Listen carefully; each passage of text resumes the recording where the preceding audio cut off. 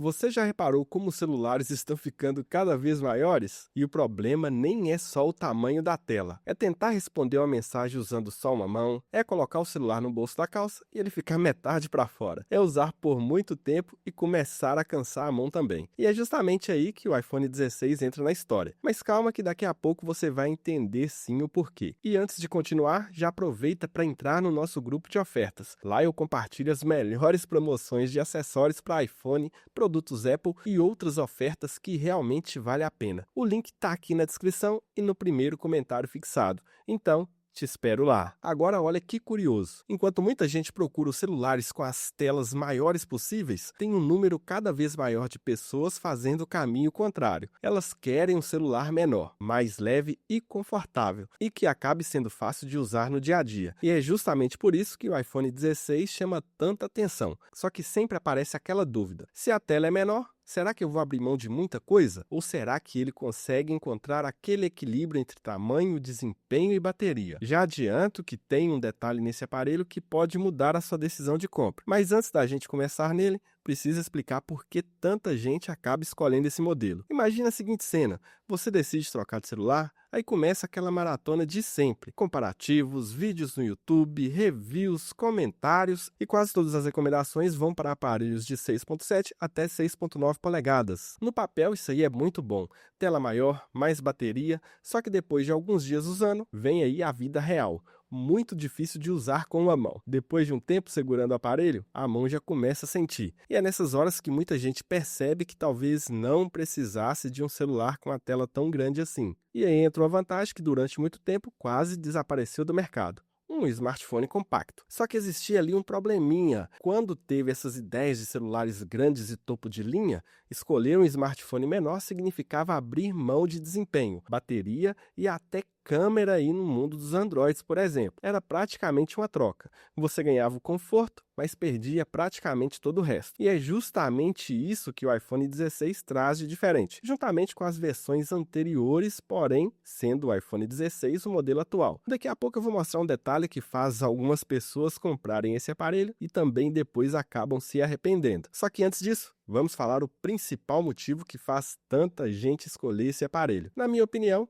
o maior acerto aí do iPhone 16 é o seu tamanho. Essa tela de 6.1 polegadas parece pequena só na ficha técnica. Na prática, ela continua bacana para assistir seus vídeos de redes sociais, responder mensagens, editar fotos e até jogar. Dependendo do tamanho da sua mão, tá de boa. Você consegue usar esse aparelho só com uma mão em várias situações. Cabe no bolso sem ficar incomodando e dá para passar bastante tempo segurando ele aí em suas mãos sem aquela sensação de que, ele pesa demais. E tem outra coisa que ajuda bastante na experiência de uso, que é um recurso que a Apple, quando apresentou, muita gente achou que era ali um só marketing. E eu também achei. E o que eu estou falando? Da ilha dinâmica. E quando ela apareceu lá na linha 14 Pro, eu pensei assim: interessante, mas isso não vai mudar muita coisa. Só que depois de um tempo usando, você percebe que ela facilita pequenas tarefas aí no dia a dia. A música continua ali em cima, o cronômetro fica sempre acessível, o aplicativo de navegação fica ali, as chamadas aparecem sem atrapalhar o restante da tela, aplicativos ali rodando em segundo plano.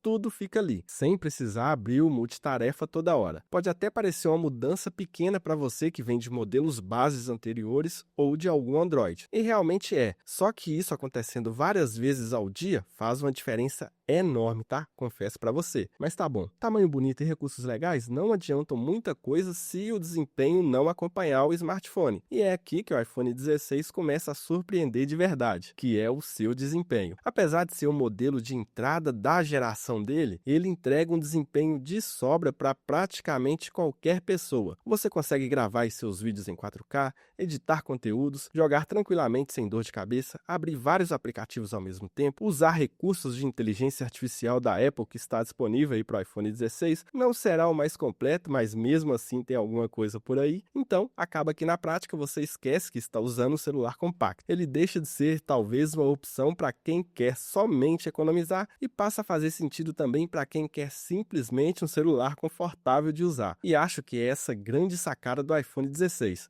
Desempenho de sobra num corpo compacto. E entra um ponto que muitas pessoas escolhem o iPhone, que são as câmeras. E quando alguém compra um celular menor, normalmente já imagina também que vai perder alguma coisa nesse quesito. E sinceramente, Eu também pensava assim, só que o iPhone 16 surpreende assim bastante e positivamente. Para a maioria das pessoas, a diferença do modelo Pro é muito menor do que parece quando você olha ali a ficha técnica. E começando pela câmera principal, ela faz exatamente aquilo que você precisa no iPhone. Você aponta, faz a foto e ela praticamente sai pronta. As cores ficam equilibradas, o HDR funciona muito bem e os detalhes parecem também sem exagerar na nitidez. E existe uma qualidade que pouca gente comenta, que é a consistência. Você sabe que na maioria das vezes vai conseguir uma boa foto. E quando você precisa colocar mais coisa ali na foto, entra a grande angular.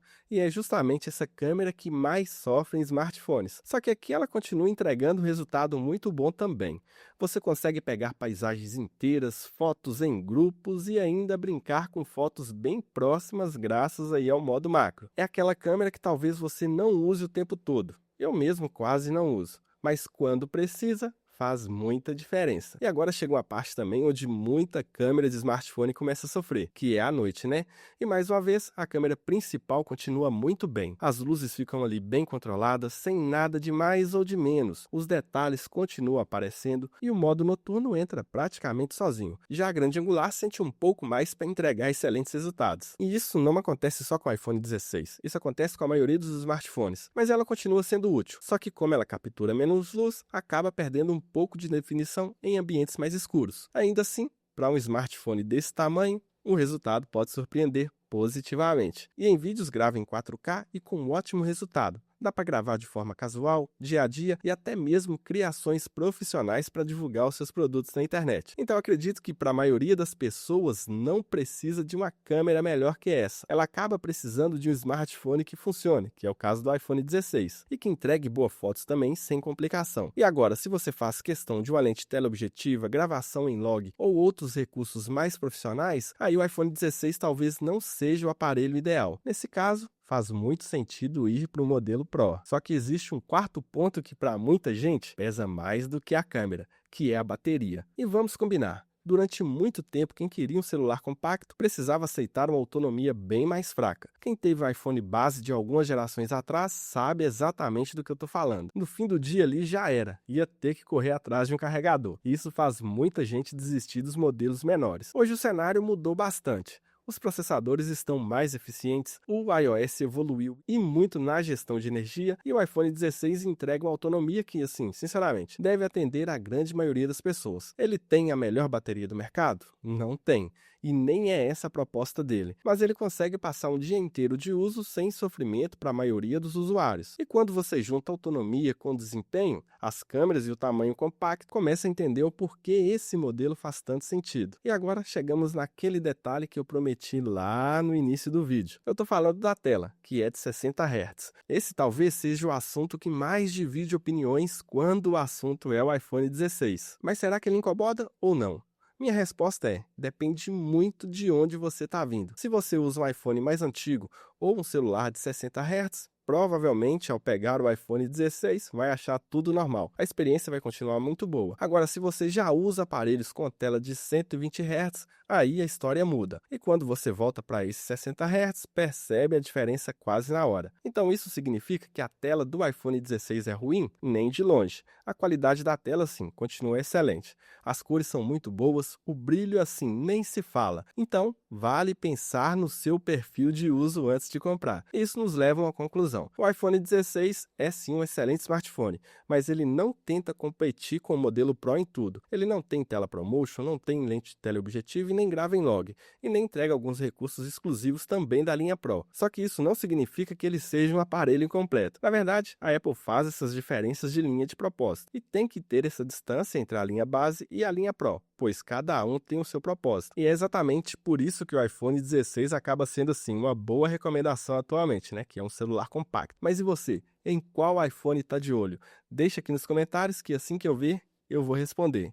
O vídeo de hoje foi esse e eu te vejo no próximo vídeo.